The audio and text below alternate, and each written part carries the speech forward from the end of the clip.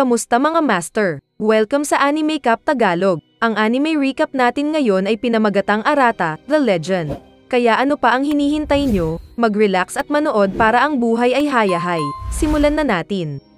Tinalo ng bullied teenager ang 12 na Diyos pagkatapos mapunta sa ibang dimensyon.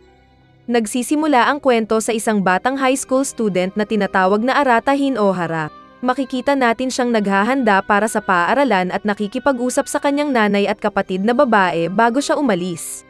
Nag-aalala sila sa kanya dahil napakabait at mabait na bata pero marami ang nangbubuli sa kanya at medyo nahihirapan siyang makipagkaibigan sa school.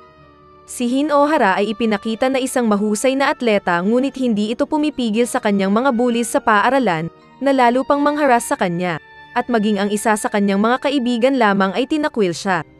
Kasabay ng lahat ng ito, ay ipinakilala tayo sa isang malayong mahiwagang lupain na tinatawag na Emawakuni. Ito ay isang mundo na ibang-iba sa ating mundo, doon ay ipinakilala sa amin ang isa pang binata na tinatawag na Arata na bahagi ng Haim Clan, isang tribo na may malaking kahalagahan. Siya ay pinalaki bilang isang batang babae dahil ang tribo ay binubuo lamang ng mga kababaihan.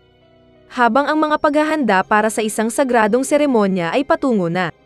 Kailangang umakyat ni Arata, kailangan niyang magpanggap na babae sa seremonya at lokohin ang prinsesa at ang 12 Shinsho Elite Warriors. Hindi ito napupunta sa plano dahil ang prinsesa ay pinatay at si Arata ang sinabing pumatay. Ngayon siya ay tumatakbo at natatakot. Kasabay ni Hinohara, umalis siya palayo sa kanyang paaralan at sa buhay din niya. Sa sandaling iyon ay pareho silang nagnanais na mapunta sa ibang lugar, at ang isang mahiwagang kagubatan ay nagdudulot sa kanila na magpalit ng mga lugar sa kanilang mga mundo.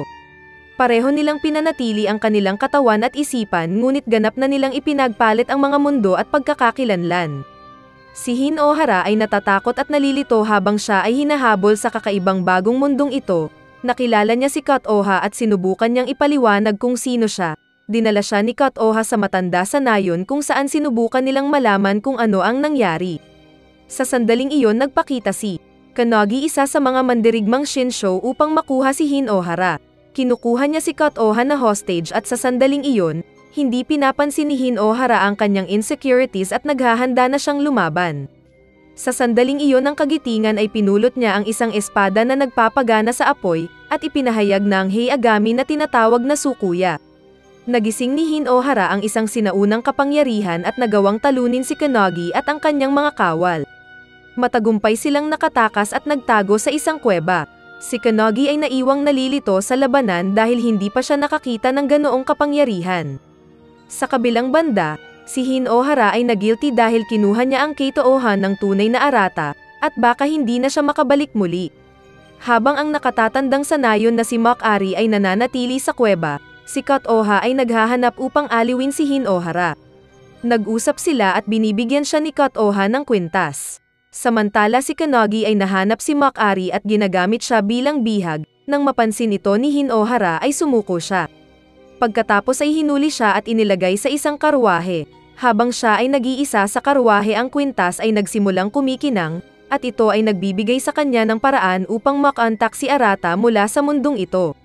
Sinabi ni Arata kay Hinohara na nasaksihan niya ang pagtatangkang pagpatay sa prinsesa. Dumating si Hinohara sa paglilitis at siya ay nasentensyahan na ipatapon sa Getoya, isang lugar ng mga bangungot. Nakipag-usap ang Hinohara sa espiritu ng prinsesa at ipinaliwanag niya ang espada at ang mga kapangyarihan nito. Sinabi niya sa kanya na siya na ngayon ay naging isang Shinsho at na siya ay may kapangyarihan na baguhin ang mundong ito dahil sa kanyang mga nakaraang karanasan at pambubuli. Hindi naniniwala si Hinohara sa kanya at nalilito siya sa kanyang bagong nahanap na posisyon. Pagkaraan ng ilang oras na pagtanto ni Hinohara na habang si Kotoha ay nasa kanyang tabi. Karamihan sa bansa ay napupuot sa kanya dahil iniisip pa rin nila na siya ang may pananagutan sa pagkamatay ng prinsesa. Siya at si Kotoha ay nagsisikap na manatiling nakatago habang nasa Getoya sila sa kanilang paglalakbay. Nakipagkaibigan si Kotoha sa 2 taong nagngangalang Kon-ate at Jinchai. Dahil sa tsismis na pinatay ni Arata ang prinsesa ay sinalakay nila si Hinohara at napilitan siyang ipagtanggol ang sarili. Nagawa niyang makatakas sa tabi ni Kotoha ngunit nagkahiwalay sila nang biglang gumuho ang isang piraso ng Getoya sa paligid nila. Parehong nahuli si Kan-ate at Jin-chay ng nakakatakot na warden na si Sasuga. Dapat silang magduel hanggang sa matalo ang isa sa kanila at saka sila huhusgahan. Sinapian si Jin-chay at inatake si Kan-ate ng walang awa, samantala sina Cut-Oha at Hin-Ohara ay dumadaan sa isang komplikadong maze. Sinusubukan nilang makaalis, pagkatapos ng ilang bigong pagtatangka ay nakarating na rin sila sa arena kung saan naglalaban sina Jin-chay at Kan-ate. Si Kan-ate ay nagpipigil at ayaw lumaban, ngunit kailangan niyang ipagtanggol ang kanyang sarili. Naalala ni Hin-Ohara kung paano rin siya binalingan ng sarili niyang mga kaibigan sa bahay. Pinuntahan ni Jin-chay ang panghuling indayog ngunit pinatalsik siya ni Kan-ate. Sa pagkakataong iyon ay idineklara ng warden na si Sasuga na silang dalawa ay mga kriminal at tatanggalin.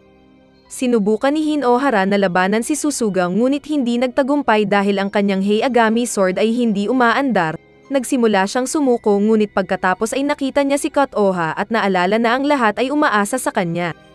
Ito ay nagpapahintulot sa kanya na buhayin ang kanyang espada at talunin ang suruga ngunit ang warden ay hindi basta-basta. Sinubukan niyang gamitin ang kanyang demonyong Heiagami ngunit sa huli ay nabigo. Saglit na naiintindihan ni Hin-Ohara ang suruga dahil si Hita ay pinagtaksilan ng kanyang kaibigan. Sa modernong Japan nakikita natin kung paano nasanay si Arata sa pamumuhay ng isang ordinaryong high school na studyante. Alam ng pamilya ni Hin-Ohara na may mali pero naglalaro sila umaasang gumaling siya. Sa lupain ng Emawakuni, si Hin-Ohara at ang mga tripulante ay dahan-daang patungo sa kabisera. Ang kanilang layunin ay linisin ang kanyang pangalan at subukang iligtas ang buong lupain mula sa gulo.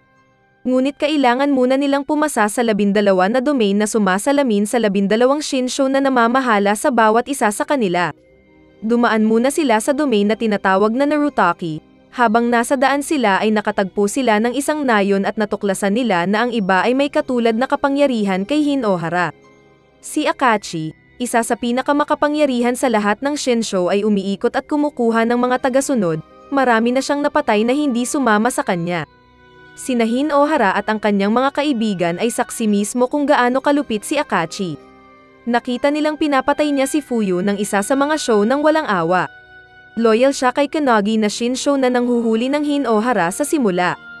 Noong nalaman ni Kanagi, nagalit siya at inatake si Akachi gamit ang kanyang kapangyarihan. Habang si Kanagi ay makapangyarihan at mabilis ang labanan ay hindi nagtagal dahil wala siyang laban sa nakamamatay na Akachi. Hindi niya pinapatay si Kanagi ngunit iniligtas siya para madala niya ang kahihiyang iyon magpakailanman. Pagkatapos ng labanan ay galit at nalilito si Hin-Ohara. Kinamumuhian niya si Akachi ngunit ayaw din niyang maging malupit at matalo siya ng mamamatay. Sa sandaling iyon ay ipinahayag na si Hin-Ohara ay maaaring gumamit ng isang sinaunang Heiagami na tinatawag na Tsukuyo upang talunin si Akachi nang hindi siya pinapatay, isang kapangyarihan na magdadala ng hustisya sa lupain. Nakikita natin kung paano hinahawakan ni Arata ang buhay sa makabagong mundo ni Hin-Ohara, kasama ng kanyang mga magulang na nagtatakip sa kanya na nawala ang kanyang alaala bumalik siya sa paaralan. Sinubukan niyang makipagkaibigan at makibagay sa mga taong nang-aapi at nangharas kay Hin-Ohara. Samantala sa Umakuni ang aming grupo ay nagpapatuloy sa kanilang paglalakbay, si Cut-Oha ay nasugatan ang kanyang sarili at kailangang magpahinga. Humahantong ito sa muling pakikipag-usap ng Hin-Ohara at Arata. Nang malaman ni Hin-Ohara na pumapasok si Arata sa paaralan, natarante siya sa pag-iisip sa gulo na naghihintay sa kanyang pag-uwi. Ngunit naputol ang kalmadong paglalakbay nang sumalakay si Kanagi, na kanina pa umaarangkada sa grupo. Ginagamit niya ang kanyang apoy na kapangyarihan para atakehin si Hin-Ohara ngunit hindi sinasadya. Nahuli si Cut-Oha sa gitna ng pag-atake at natrap sa apoy. Ito ay nagpapaalala kay Kanagi ng kanyang nakaraan at ang kanyang pag-ibig na si Amiso. Namatay siya sa apoy at huli na si Kanagi ay iniligtas siya. Sa sandaling iyon ay nagpasya siyang iligtas si Cut-Oha at huwag nang ulitin ang parehong pagkakamali. Ang grupo ay lubos na nabigla kay Kanagi dahil sa pagligtas niya kay Cut-Oha. Kaya sandali silang lahat ay sumang-ayon sa pansamantalang tumigil sa paglaban. Lumipat tayo sa Japan at makikita natin na si Arata ay sinusubukang ayusin ang kanyang buhay bilang isang high school na studyante. Pagkatapos ng klase ay nakita niya ang kaibigan na nagtaksil kay Hin-Ohara. Humingi siya ng tawad sa pagtalikod sa kanya ngunit pakiramdam niya ay wala siyang ibang pagpipilian dahil natatakot siya kay Kadawaki. Ang pangunahing bully na ginagawang impyerno ang buhay ni Hin-Ohara. Nagpa siya si Arada na kausapin si Kadawaki ngunit hindi iyon natuloy. Pagkatapos na ang Kadawaki ay nasa sobrang galit na kalagayan ay dinala din siya sa lupain ng Iwakuni. Ang tanging layunin niya ay patayin si Hinohara. Samantala nakikita natin si Kanagi na unti-unting naiintindihan at kumonekta sa Hinohara. Nalaman natin na ang grupo ay mas hahabulin ngayon dahil napagtanto ng mga pinuno na si Hinohara ay hindi sa mundong ito at dapat siyang pigilan. Dumating si Kadawaki sa Iwakuni at mayroon siyang sandata ng Orochi, galit siya at wala sa kontrol. Ito ay isang desperado, na pagtatangka mula sa mga nagnanais na tanggalin ang Hinohara, at habang siya ay mas kumpiyansa sa kanyang sarili dahil sa lahat ng mga pakikipagsapalaran ng kanyang mapagtantong Kadawaki ang kanyang high school bully ay dumating na. Bumalik siya sa pagiging matak-oten na isang high school student. Akala niya kahit papano sa kakaibang lupaing ito ay ligtas siya sa kanya pero hindi na. Sinisigawan siya ni Kadawaki na sinasabi sa kanya na personal niyang misyon na gawing buhay na impyerno ang kanyang buhay dito. Hindi alam ni Hinohara kung paano ito haharapin kaya nagalit siya at pinalabas ang kanyang kapangyarihan ng walang kontrol, nagdudulot siya ng napakalaking pinsala. Matapos niyang ma-realize na saglit siyang kumilos na parang si Kadawaki dahil sa lahat ng stress, sa wakas ay gusto ni Hinohara na ipaliwanag ang lahat kay Kotoha at ibunyag na siya ay tunay na hindi Arata, at ang Kadawaki ay mula rin sa kanyang mundo. Nagpasya siya na gusto niyang pagbutihin ang kanyang sarili at nagsasanay pa siya sa Kanagi para lumakas siya. Si Hinohara at ang kanyang grupo ay pumunta sa isang lungsod na pinamumunuan ni Haruko. Hindi sila makapasok sa lungsod dahil sa kawalan nila ng pera, kaya humingi sila ng tulong sa isang misteryosong lalaki na nagngangalang Suryo. May sarili itong plano para sa grupo.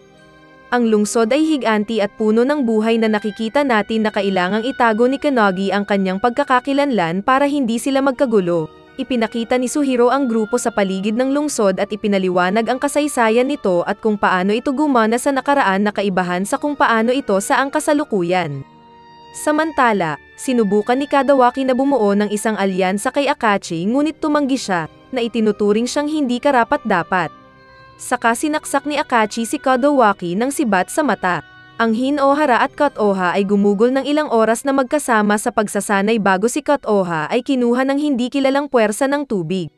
Nalaman nilang, dinukot ng Uranami si Kotoha at gustong labanan si Hinohara para parangalan ang kanyang ina. Samantala nakikita natin ang kinahinatnan ng paghaharap ni Akachi at Kadawaki, tila inalok ni Akachi ang isang mata niya kay Kadawaki para lumakas siya. Ngayon ay mas may kapangyarihan pa ang Kadawaki kaysa dati.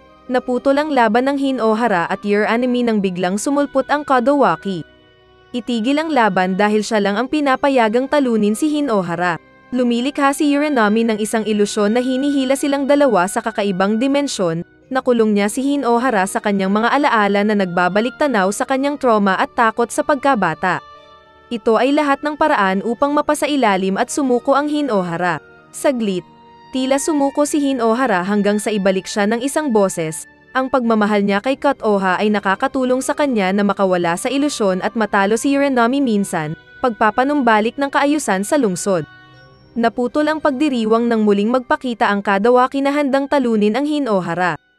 Inakusahan ni Kadawaki si Hinohara na isang demonyo at napupuot sa kanya. Gusto niyang sa wakas ay labanan siya at talunin siya ng isa at para sa lahat. Ang kanyang talim ng Urachi ay nag-evolve, ito ang nais ng mga pinuno, ang dalawang maalamat na espada na nag-aaway. Pag-atake ni Kadawaki na may mapang wasak na pag-atake na nagdulot ng napakalaking pagsabog, sinubukan ni Hinohara na tumakbo patungo sa kaligtasan ngunit patuloy lang si Kadawaki sa pagpapakawalan ng mga pag-atake.